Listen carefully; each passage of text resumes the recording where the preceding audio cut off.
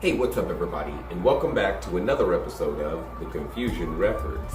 Now, this episode is going to be about everything we knew was not really going on with the whole Trump campaign. Now that all the information has come out and everybody's talked about it, they're probably not going to be allowed to talk about it much further because of the people that are involved and who own the media stations and all that we know control the information that we all get. So, here are some of the pieces that we were able to pull out of these media clips of where they did talk about everything and how everything was just coerced and made up and everything by Hillary and her high-ups that all spread that to her followers. Now, I'm not a huge Trump fan or anything like that, don't get me wrong. I don't like either one of them, but I can understand a lie when I see it, and we understand that she was lying the whole time. So thanks so much for subscribing, everyone that has. If this is your first time, please click like, subscribe, and share this video with everyone you know. We can make a difference, but we must speak up. But using the slogan, they got through the USA Patriot Act, which removes many of our liberties. Nobody made a sound when we lost habeas corpus, due process of law. And suddenly Bush managed to get rid of it. Where was a voice on television, aside from mine, that spoke out against this? Where are all those noble jurists, those great lawyers, those lovers of liberty? Where the hell were they? They were nowhere. Now we have a totalitarian government. And the totalitarian government wants to watch everybody, total surveillance of everyone. They listen to the telephone conversations. They look at your credit cards. They look where you travel. We are totally policed. This is contrary to everything in our Constitution. As former NSA contractor Edward Snowden revealed in 2013, the US government routinely spies on its own citizens. I, sitting at my desk, certainly had the authorities to wiretap anyone from you or your accountant to a federal judge to even the president if I had a personal email. And they lied about it.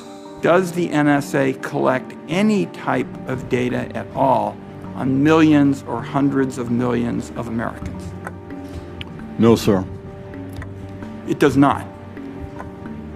Not wittingly. 4 years after the Snowden leaks, the government is still collecting Americans' private information. The NSA claims it ended bulk collection of domestic phone calls, but the agency still operates several far-reaching domestic spying programs now. There's a way to end this unconstitutional practice. The NSA gets its authority to spy on Americans under Section 702 of the Foreign Intelligence Surveillance Act, but the law expires this year after it hits its 5-year sunset, and lawmakers will soon be debating whether to renew it for another 5 or even permanently. Here's why it's vital they let it lapse and don't renew 702. The Attorney General and Director of National Intelligence may authorize the targeting of persons reasonably believed to be located outside the United States to acquire foreign intelligence information. That's the text of the controversial Section 702.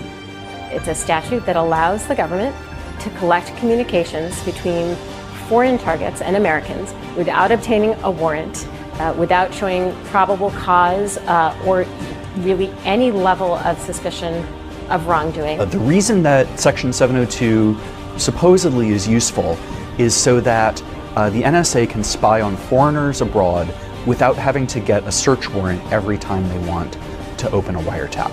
The problem is they're actually using it to spy on Americans.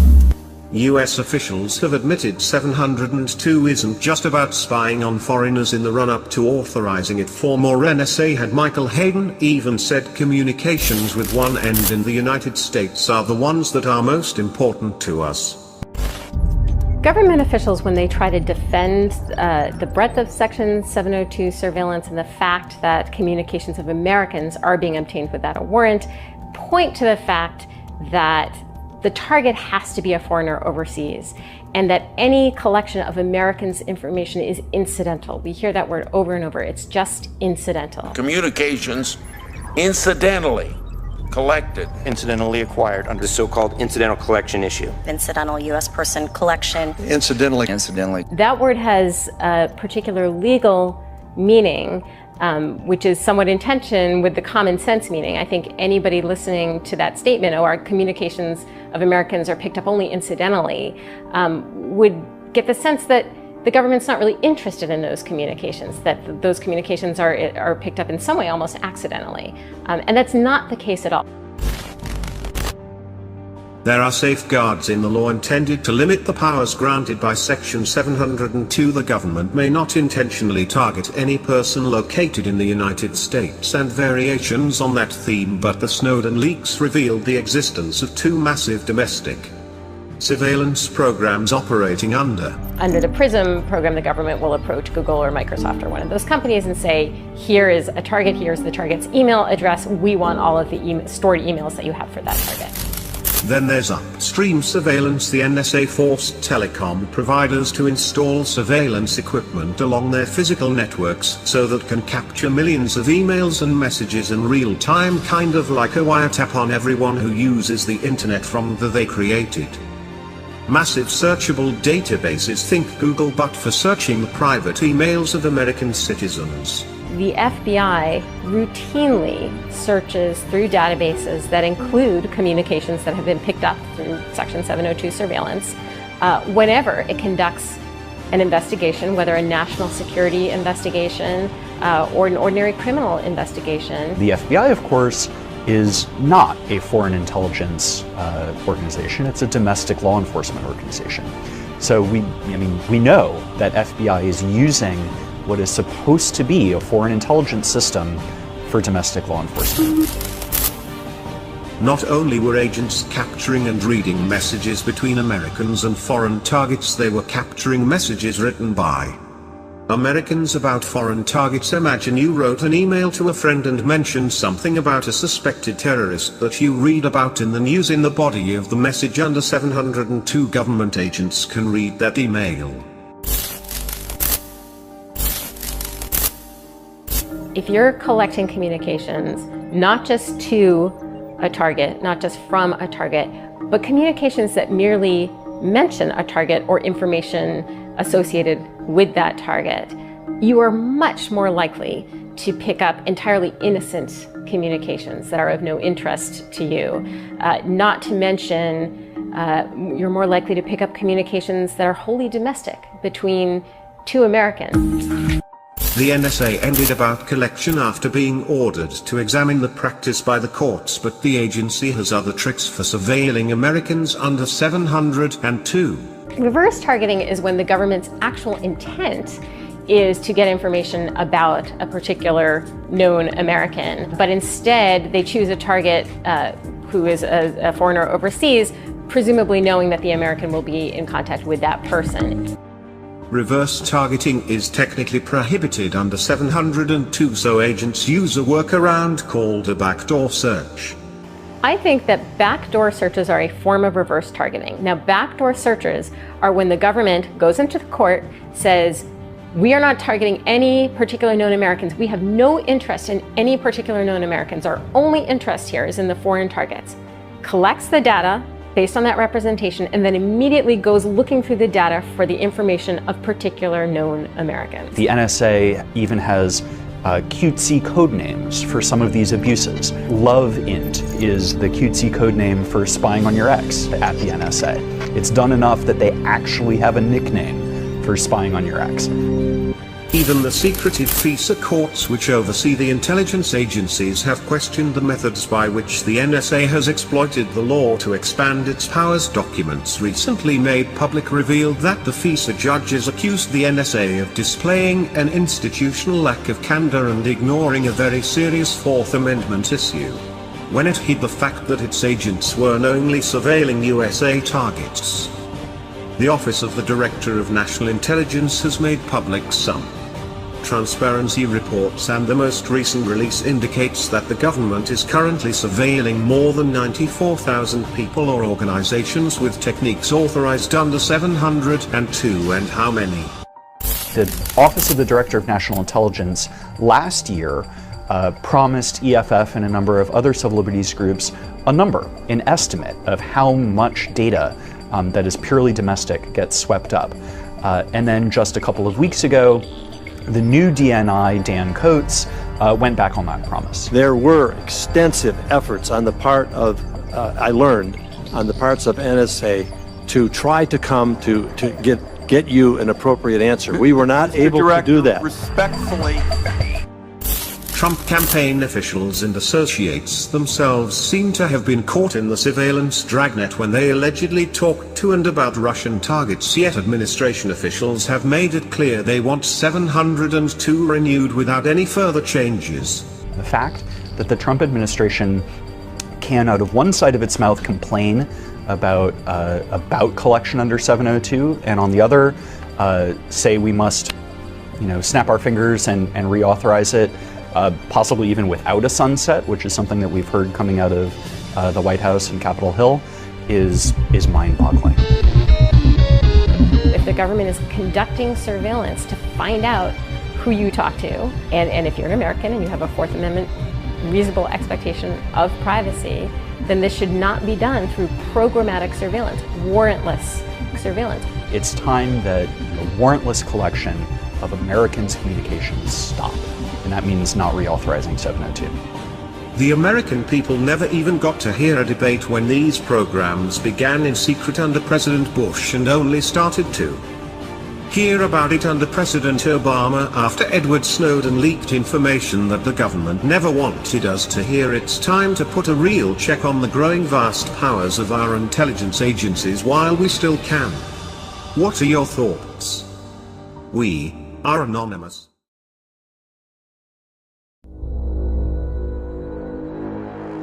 There is now in this country a cancer. It is now growing on every single intelligence agency that we once respected in this country. We're now at a tipping point.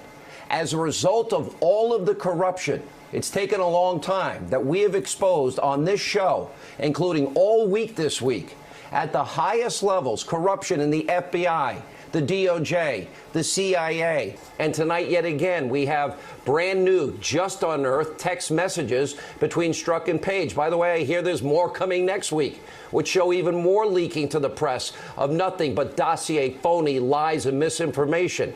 We've been reporting all week that Strzok and Page, that they've been doing this, and we have the text messages to prove it. By the way, CNN got late into the game tonight. Welcome aboard. You're only a year and a half too late. And they actually uncovered the text we've been telling you about all week. Welcome to actual journalism for 5 seconds, fake news CNN. Look at this text from Lisa Page to Peter Strzok, the date December 2016. At that point, President-elect Trump, both Trump haters, they wrote, quote, "It will make your head spin to realize how many stories we played a personal role in." Next up, text, January 2017. It's even more damning. Sitting with Bill watching fake news CNN. I added that part. A ton more out. Hey, let me know when you can talk. We're discussing whether now that this is out, we use it as a pretext to go interview some people. So what you see here is an obvious effort from Strzok and Page not only to leak information, then use that leak information to justify further investigations and intimidation of other people. Exactly what we've been telling you for over a year, and there's more. Look at this text. It's April 27th, 2017. It shows even more damning evidence of leaking. Well, it's going to be very apparent we cooperated and gave access a lot for that article that I think is going to be very negative. Add all of this to what we have been reporting for a year and earlier this week, where Strzok and Page were texting about their media leak strategy. They were also working together on a Russian interference op-ed in the lead-up to the 2016 election. We also learned, thanks to Catherine Herridge, the FBI's sisters in the CIA that were, quote, leaking like mad after the election, that were on a vendetta. Well, that was the CIA, of course. Leaking to the press, lying to numerous FISA court judges, colluding with a foreign spy with deep Russian ties, propagating Russian lies. This is real. This is serious. These are crimes. By the way, if this special counsel won't investigate it, we need a special counsel that will. If Mueller's inquiry wraps up without addressing any of this, well, here's what Lindsey Graham had to say about this very topic. Take a look. What I wish Jeff would talk about, I wish some of my colleagues would talk more about, is what's going on in the Department of Justice and the FBI. I'm going to send a letter today to Rosenstein. These new text messages from Strzok and Page about leaking information about the FISA warrant process to the media is just one in a series of events that scream for special counsel. How much more has to be uncovered at the Department of Justice regarding a political agenda? The Department of Justice and the FBI were political operatives when it came to Trump. They weren't investigators. And this screams for a special counsel. So I agree with Jeff. You shouldn't beat on Sessions personally. But I don't know why Rosenstein, who's in charge of this process, doesn't see what I see, an out-of-control Department of Justice and FBI. And what's good for the goose is good for the gander. Let's have a DOJ investigated by somebody outside the Department of Justice. So tonight, what he's saying and what we're saying is the same. The integrity of some of the greatest institutions in American history, our FBI, our Intelligence Committee, the Department of Justice, our CIA, if we can't trust them, if we don't resolve this abuse of power, if people aren't held accountable, we will lose this constitutional republic. That's how serious this is. Sarah, this is now 5 straight days in a row, and I'm told more Strzok Page messages, there's over 50,000 of them, are coming out next week that are even more damning than the reveals about the media leak strategy and everything else. Here's my question. Am I right that tonight the institutions that are so great in the minds of most Americans, including my own, the FBI, the Department of Justice, the CIA, the intel community, are they hanging in the balance based on the abuse of power of some at the highest level that now we have incontrovertible evidence about? Sean, I've spoken to a number of former very high-level intelligence officials and current law enforcement officials, and they say that's absolutely the case. This is hanging in the balance because all of this evidence, this isn't just circumstantial anymore. We're actually seeing the facts on its face point to one thing and one thing only, that this was a deception operation from the very beginning.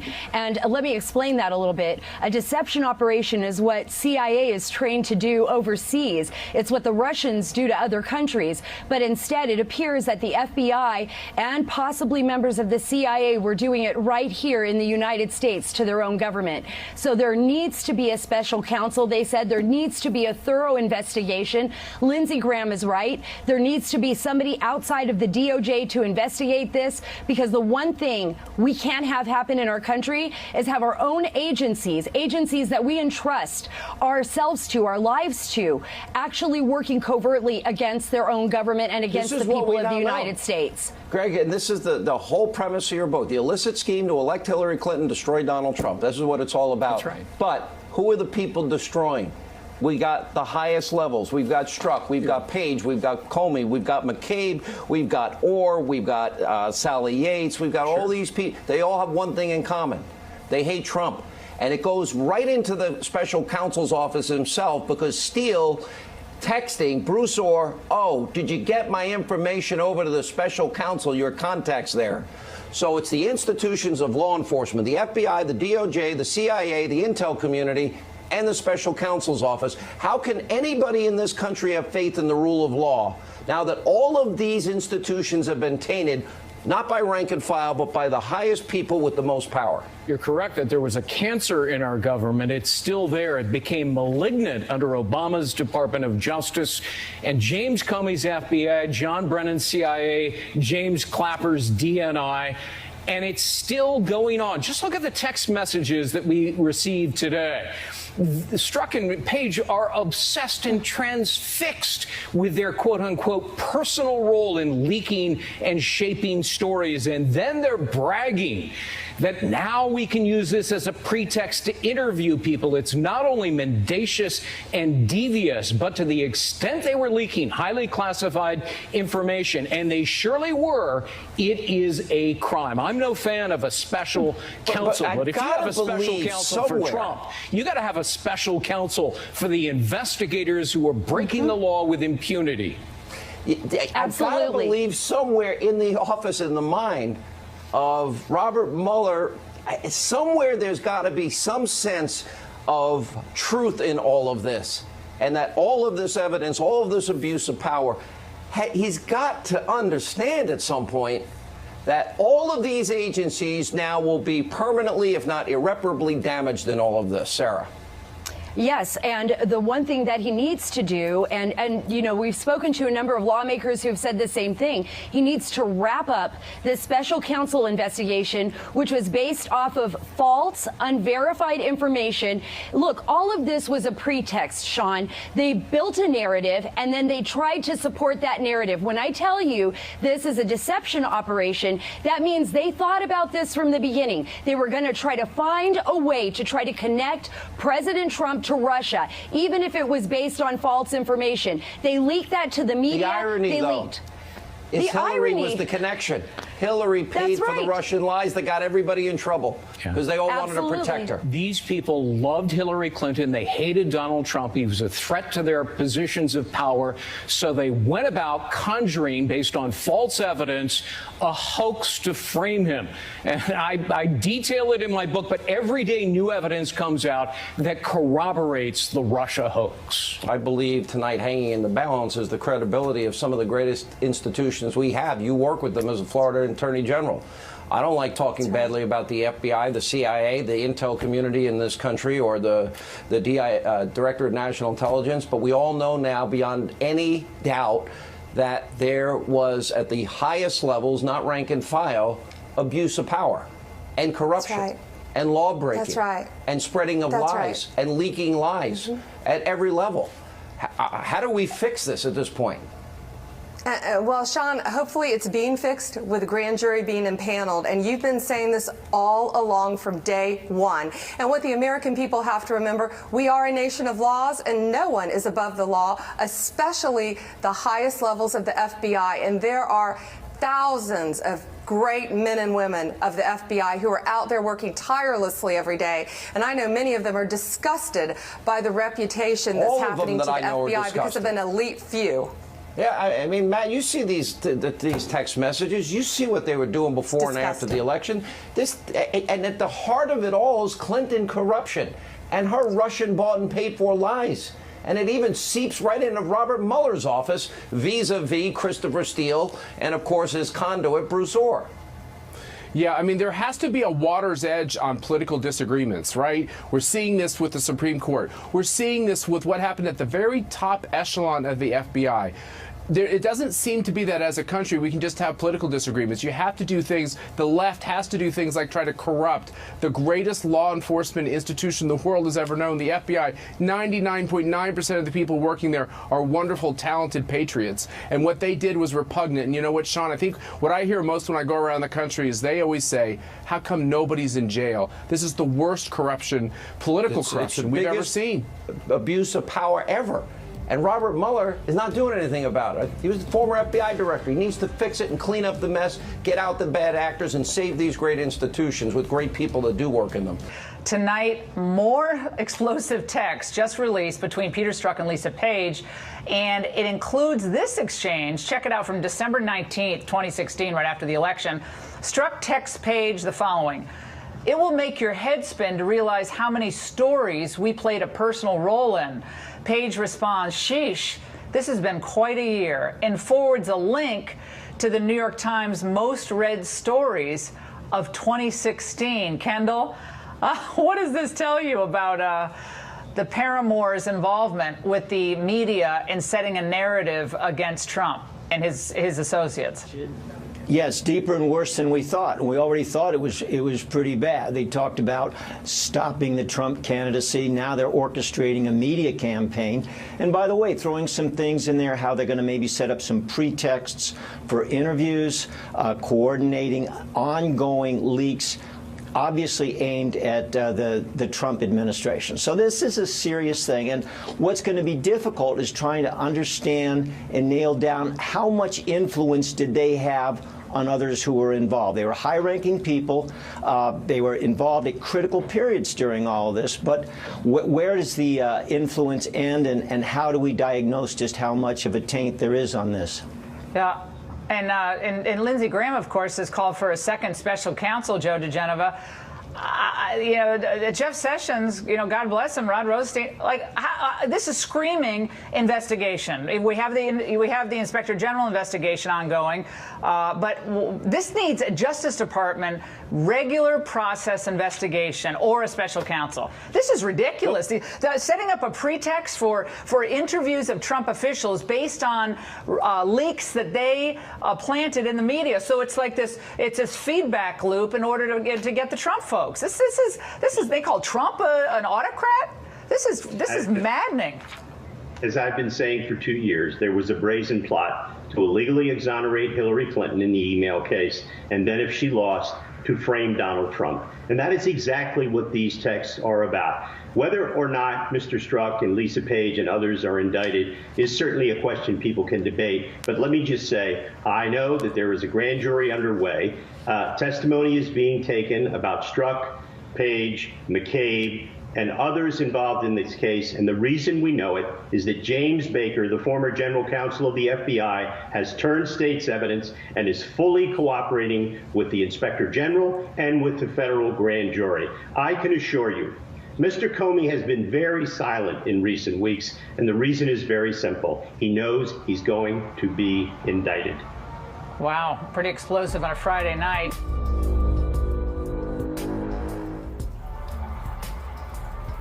So you decide for yourself. Thanks so much for watching. Please click like, subscribe, share this video on your social networks. Tell everyone about the truth, the real truth. I know that you may not like hearing it. I know. It sucks, knowing that you were wrong about something, but once in a while we're wrong about stuff, so we have to admit that, right? So here we are in a dilemma now. So decide for yourself. So thanks so much again for watching. Please click like, subscribe, share this video with everyone you know.